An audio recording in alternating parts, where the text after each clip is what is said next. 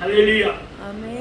오늘 또 걸어가고 복된 날, 무더운 날씨에도 주임전에 나오신 귀하신 성도님들을 축복합니다. 오늘 마가복음 8장 22절에서 26절 말씀을 보므로 맹인을 고치신 예수님이란 제목으로 말씀 위안을 나누겠습니다. 중복이 지나고 이제 본격적으로 무더운 날씨가 연일 계속되고 있습니다. 특별히 건강관리 잘 하시기 바랍니다.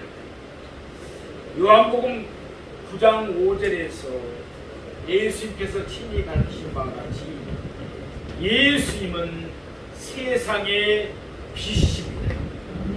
그렇지만 바리새인들과 사두개인들은 빛이신 예수님을 배척했습니다. 자연히 그들은 그들의 어둠은 점점 더 깊어질 수밖에 없었습니다. 결국 그들은 영원히 버림을 받아야 했습니다. 오늘 본문 앞에 있는 마가복음 8장 13절 말씀대로 예수님은 바리새인들과 사두개인들을 떠나셨습니다. 그들이 끝끝내 예수님을 거부하기 때문에 예수님은 그들을 버리신 것입니다. 예수님은 배에 오르셔서 바다 건너편 벳세다로 가셨습니다. 그 배 안에는 예수님의 제자들도 함께 타고 있었습니다. 처음에는 그들도 영적으로 어두웠습니다. 마찬가지 우리도 처음에는 영적으로 어두웠습니다. 그러나 그들은 예수님과 함께하면서 점점 더 밝은 빛 가운데로 들어갔습니다. 우리도 그렇습니다. 그러더니 그들은 예수님에게서 생명의 빛을 받아서 영생을 누리게 되었습니다. 우리도 그렇게 될 줄로 믿습니다. 이제 예수님은 그의 제자들과 함께 벳세다에 이르렀습니다. 오늘 본문은 예수님이 벳세다에서 한 맹인, 그러니까 소경을 고치신 내용의 말씀입니다. 이 내용이 다른 복음서에는 나오질 않습니다.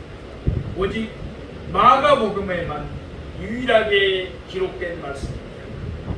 게다가 오늘 본문에는 아주 특이한 한 가지 사실이 나오고 있습니다. 예수님은 어떤 병자든지 단번에 그리고 온전하게 고치셨습니다. 그러나 오늘 본문에 나오는 맹인의 경우 예수님은 특이하게도 두 단계로 나누어서 점진적으로 고치셨습니다. 이와 같은 특이한 사실이 상징하는 바가 있습니다. 예수님의 제자들도 마찬가지 우리들도 예수님을 따르기 전에는 영적인 맹인들이었습니다. 그러나 우리는 예수님과 함께하면서 빛이신 예수님이 그들에게 우리에게 비추시는 환한 빛을 받게 되었습니다. 예수 면회로 맹인은 점차 그리고 온전히 고침을 받았습니다. 예수 면회로 예수님의 제자들도 우리도 점점 밝은 빛 가운데로 나아가 생명의 빛을 받았습니다. 예수 면회로 이제는 우리도 그동안 멀리하던 어둠의 일들을 온전히 버립시다. 이제는 빛의 갑옷을 입으십시다. 그래서 힘써 어둠을 물리치십시다. 이제는 빛이신 예수님의 군병들이 되어서 어둠의 권세인 마귀와의 싸움에서 날마다 승리하는 우리 모두가 되기를 축복합니다. 그래서 하나님의 영광을 온 누리에 밝히는 우리가 되기를 원합니다. 그러면 이제부터 오늘 본문을 세 대지로 나누어서 좀 더 자세하게 상고해 보겠습니다. 첫 번째, 벳세다에 이르신 예수님이십니다. 오늘 본문 마가복음 8장 22절 말씀을 보시겠습니다. 벳세다의 이름에 사람들이 맹인 한 사람을 데리고 예수께 나와 손 대시기를 구하거늘. 아멘. 예수님은 갈릴리 서쪽에 있는 달마누나 지방에서 바리새인들과 사두개인들의 배척을 받으셨습니다. 예수님은 바리새인들과 사두개인들을 떠났습니다. 그 후 예수님은 그의 제자들과 함께 배를 타시고 갈릴리 호수 북동쪽에 있는 벳세다로 향하셨습니다. 그때 예수님의 제자들은 떡 가져온 것을 잊어버렸습니다. 그래서 그들은 식사 때 먹을 떡 때문에 걱정을 했습니다. 그러한 사실을 아시고 예수님은 그들의 관심을 육적인 일에서 영적인 일로 옮겨주셨습니다. 예수님은 그들에게 상가 바리새인들의 누룩과 사두개인들의 누룩과 헤롯 누룩을 주의하라고 경고하셨습니다. 이것은 바리새인들의 애식주의, 사두개인들의 자유주의, 헤롯의 세속주의에 영향을 받지 말라는 뜻이었습니다. 그러나 예수님의 제자들은 그 말씀을 제대로 이해하지 못했습니다. 그래서 예수님은 그들에게 8가지로 질문을 던지셨습니다. 그러니까 예수님은 인내하시면서 차근차근 그들을 깨우쳐 주신 것입니다. 마침내 그들은 예수의 말씀하신 말을 밝히 깨달았습니다. 이제 예수님과 그의 제자들을 태운 배가 벳세다에 당도했습니다. 벳세다는 갈릴리 호수 북동쪽에 위치한 오촌 마을이었습니다. 벳세다는 요단강을 사이에 두고 예수님의 본동네라 불리던 가버나움과 서로 마주하고 있는 곳이었습니다. 예수님이 벳세다에 이르렀을 때 사람들이 맹인한 사람을 데리고 예수님에게 나왔습니다. 바로 얼마 전 예수는 바로 그곳에서 오병이의 기적을 일으키셨습니다. 또한 예수는 그들 중에 있는 병자들도 고쳐주었습니다. 따라서 벳세다 사람들은 예수님의 놀라우신 능력을 잘 알고 있었습니다. 예수님은 어떠한 병이라도 고치시고 또한 어떠한 장애라도 성하게 하신다는 그런 능력이 있다는 것을 그들은 잘 알고 있었습니다. 그들은 맹인을 데리고 와서 예수님께 무엇을 구했습니까? 예수님이 그에게 손 얹어 주기를 구했습니다. 그러니까 그들은 예수님께서 그에게 손만 대시면 맹인에서 고침을 받고 성함을 얻게 될 것을 믿었던 것입니다. 그러나 이것이 그리 간단한 문제는 아니었습니다. 요한복음 9장 1절에서 2절에 있는 말씀입니다. 예수님이 길을 가실 때였습니다. 그 길에 날 때부터 맹인된 사람이 있었습니다. 그때 제자들이 예수님께 물었습니다. 랍비여, 이 사람이 맹인으로 난 것이 누구의 죄로 인함입니까? 자기입니까? 그의 부모입니까? 그러니까 그 당시 사람들이 병이 들거나 장애가 있으면 그것은 죄 때문에 하나님의 벌을 받는 것이라고 생각하고 있었습니다. 그래서 사람들은 병자나 장애인들을 부정하게 여겼습니다. 사람들은 그들과 접촉하기를 꺼려했습니다. 바리새인들도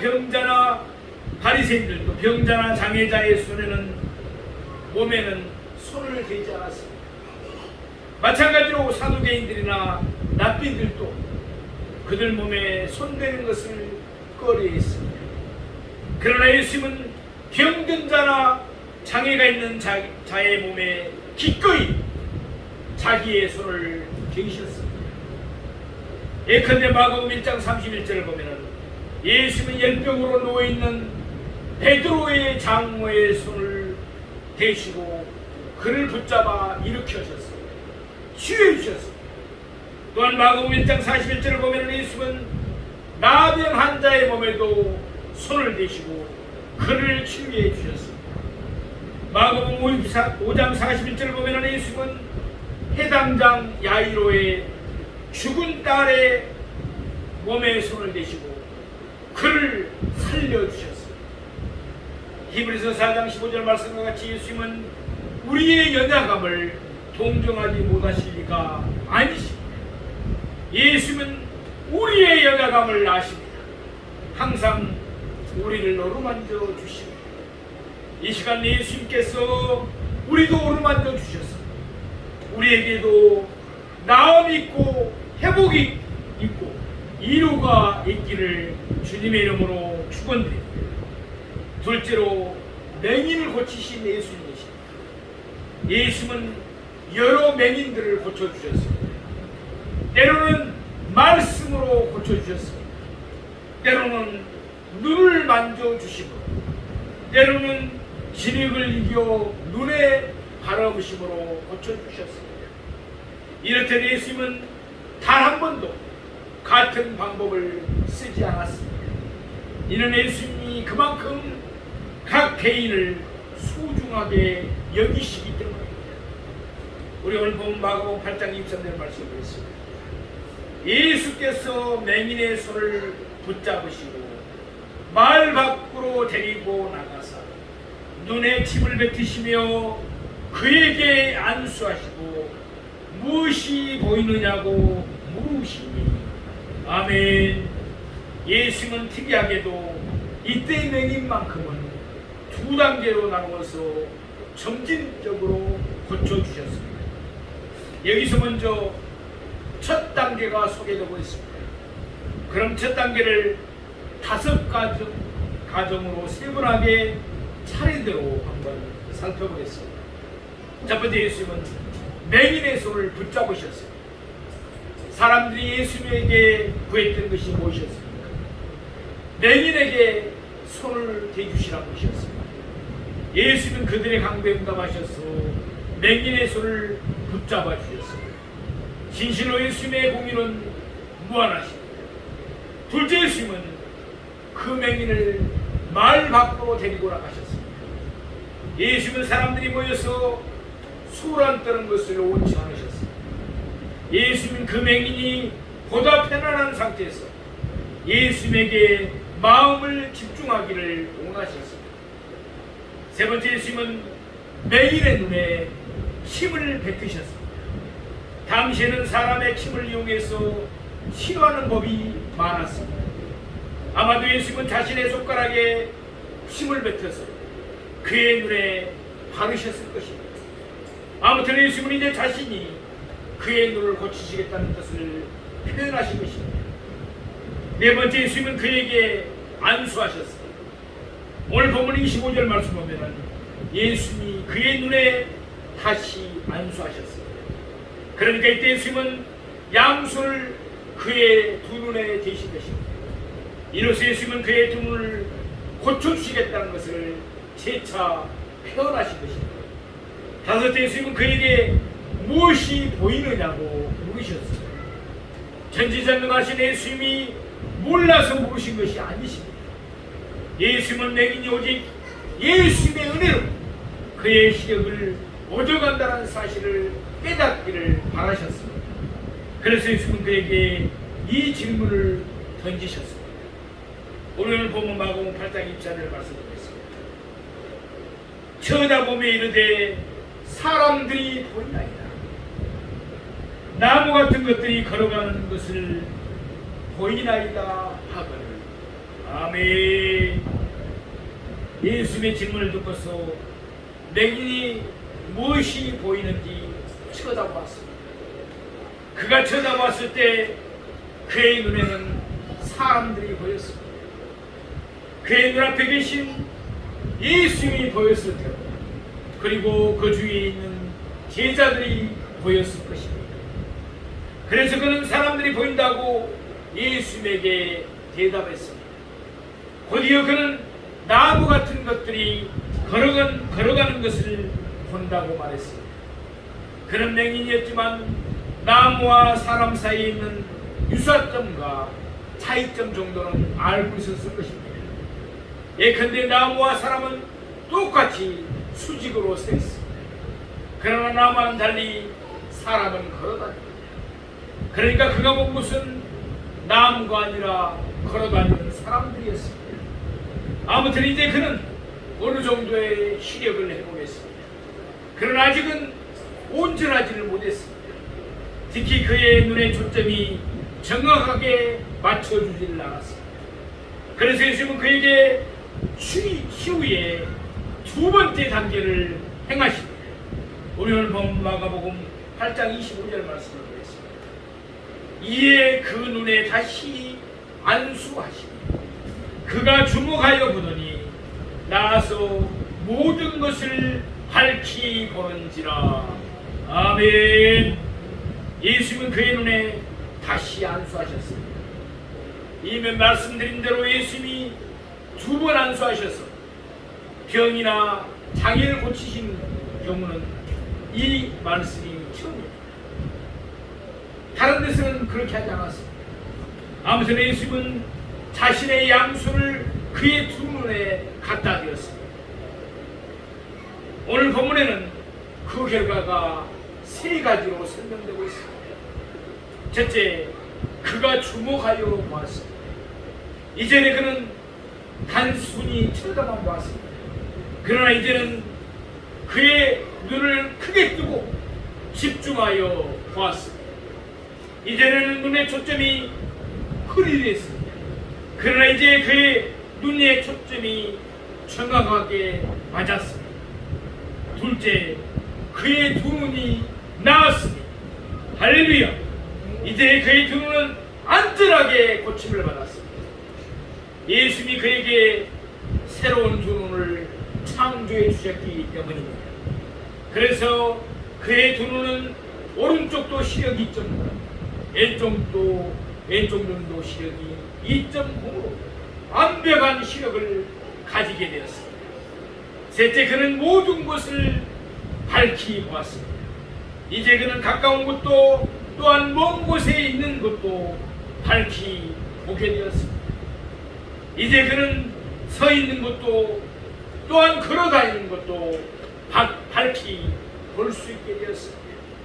그래서 이제는 더 이상 사람이 걸어 다니는 것과 나무가 서 있는 것을 구별하지 못하는 그런 상태가 아니고 완전히 회복되었습니다.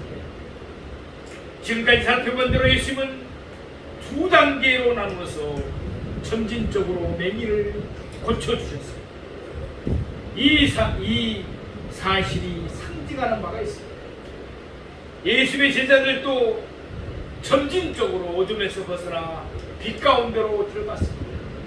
우리도 마찬가지입니다. 그리고는 마침내 온전한 생명의 빛을 얻게 되었습니다. 오늘 보면 바로 뒤에 있는 마가복음 8장 29절에서 예수님의 제자들은 베드로의 입을 통하여 예수님에게 자신들의 신앙을 고백했습니다. 주는 그리스도이시니이다. 아멘. 그들은 영적 어둠에서 벗어나서 밝은 빛 가운데로 들어왔습니다. 그러나 그들은 영적 어둠에서 온전히 벗어나지는 못했습니다. 예수님이 그들에게 자신이 십자가에 달려 돌아가실 것을 말씀하셨을 때입니다. 그러나 베드로가 예수를 붙들고 항변하였습니다. 그러다가 베드로는 예수님에게 크게 야단을 받았습니다. 마가복음 9장 31절에 예수님은 또다시 그의 죽음에 대해서 말씀하십니다. 그러자 마가복음 9장 32절 말씀과 같이 예수님의 제자들은 그 말씀을 깨닫지도 못하고 묻기도 두려워했습니다. 이유가 무엇이었겠습니까? 그러다 그는 예수님에게 크게 야단맞을 것을 그들은 생각했던 것입니다. 이와 같이 예수님의 제자들은 예수님을 그리스도로 보기는 했습니다. 그러나 그들은 그리스도의 모습을 온전히 보지는 못했습니다. 그들은 예수님에게서 그리스도의 능력을 보았습니다. 그러나 그들은 예수님이 그리스도로 당하셔야 할 고난은 아직 보지를 못했습니다. 그래서 예수님이 사로잡힐 때 그들은 예수님을 버리고 뿔뿔이 흩어졌습니다. 도망쳐버렸습니다. 그 후 부활하신 예수님은 그들을 찾아주셨습니다. 이제야 그들은 십자가와 부활에 대한 예수의 말씀을 깨닫고 예수를 위하여 기꺼이 순교할 수가 있었습니다. 사랑하시는 성도, 지금 우리의 영적 수준은 어디에 와 있습니까? 위로, 치유, 축복의 말씀만을 듣기를 원하십니다. 물론 위로의 말씀도 축복의 말씀도 그리고 치유의 말씀도 필요합니다. 그러나 그것만 알고 있다면 아직은 영적 시력이 온전히 회복되지 못한 것입니다. 말하자면 아직은 기껏해야 나무 같은 것들이 걸어가는 것을 보는 수준에 불과하다고 할 수 있습니다. 이 시간 예수님이 우리를 다시금 어루만져 주시기를 원합니다. 그래서 이제는 모든 것을 밝히 보기를 원합니다. 이제는 십자가와 부활을 동시에 밝히 바라보기를 바랍니다. 이제는 자기를 부인하고 자기 십자가를 지고 예수를 따르는 우리들이 되기를 바랍니다. 세 번째, 벳세다를 심판하신 예수님이십니다. 우리는 오늘 마가복음 8장 26절 말씀 보겠습니다. 예수께서 그 사람을 집으로 보내시며 이르시되 마을에는 들어가지 말라 하느니라 하시니라. 예수님은 맹인을 고치셨습니다. 예수님의 은혜로 이제 그는 나아서 모든 것을 밝히 보았습니다. 예수님은 그 사람을 집으로 보내셨습니다. 그러면서 예수님은 그에게 당부하십니다. 마을에는 들어가지 말라고 하셨습니다. 예수님이 이적을 행하신 후 종종 아무에게도 말하지 말라고 경고하셨습니다. 예컨대 마가복음 1장 44절에서 나병한 자를 깨끗하게 하신 후에 그때도 말씀하셨습니다. 또 마가복음 5장 43절에서 해당장 야이로의 죽은 딸을 살리신 후에도, 또한 마가복음 7장 36절에서 기머거리를 고치신 후에도 예수님은 그와 같이 경고하셨습니다. 그러니까 마을에는 들어가지 말고, 예수님이 말씀하신 의도는 예수님이 그에게 행하신 일을 아무에게도 말하지 말라는 그런 뜻이었습니다. 마가복음 8장 30절과 마가복음 9장 9절 말씀을 보면 예수님은 그의 제자들에게도 똑같은 말씀을 하셨습니다. 그러면 왜 예수님은 사람들에게 또한 그의 제자들에게 그와 같은 경고를 하셨습니까? 아직은 예수님의 십자가와 부활이 있기 이전이기 때문입니다. 그래서 설령 그들이 나아가서 사람들에게 예수님을 알릴지라도 어떤 결과가 나타나겠습니까? 사람들은 예수님을 고작 병 고쳐주는 자, 귀신을 쫓아내주는 자, 또는 이적을 행하시는 자 정도로만 여길 것입니다. 그러나 이것은 예수님이 바라시는 바가 아닙니다. 예수님은 세상에 구주로 오셨습니다. 따라서 복음에는 반드시 예수님의 죽으심과 부활이 포함되어야 하는 것입니다. 가인은 예수님의 죽으심과 부활이 있고 난 후에 예수님은 완전히 다르게 말씀하셨습니다. 그때에는 복음의 내용이 완성되었습니다. 그래서 마가복음 16장 15절 말씀에 보면은 예수님은 그의 제자들에게 말씀하십니다. 너희는 온 천하에 다니며 만민에게 복음을 전파하라. 아멘. 예수님은 분명히 명하셨습니다. 예수님은 사람들이 이적 때문에 몰려오는 것을 원치 않으셨습니다. 예수님의 십자가를 앞에 두시고 그의 제자들을 집중적으로 가르치시기를 원하셨던 것입니다. 그래서 예수님은 오늘 본문에서 고침을 받은 사람에게 마을에는 들어가지 말라고 당부하실 것입니다.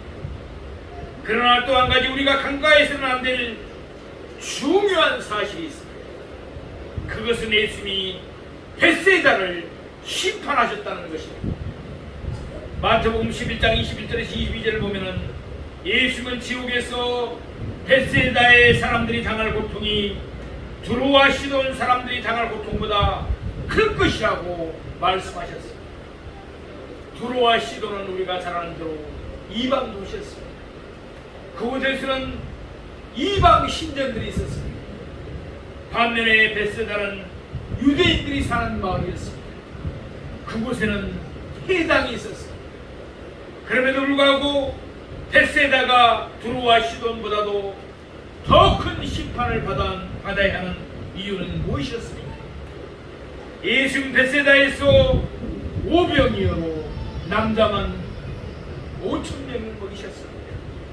또한 예수님은 그들 가운데 있는 병자들을 치유해 주셨습니다. 이와 같이 예수님은 베세다에서 놀라운 권능들을 행하셨죠. 베세다 사람들은 회개하면서 예수님을 영접하지 않았습니다.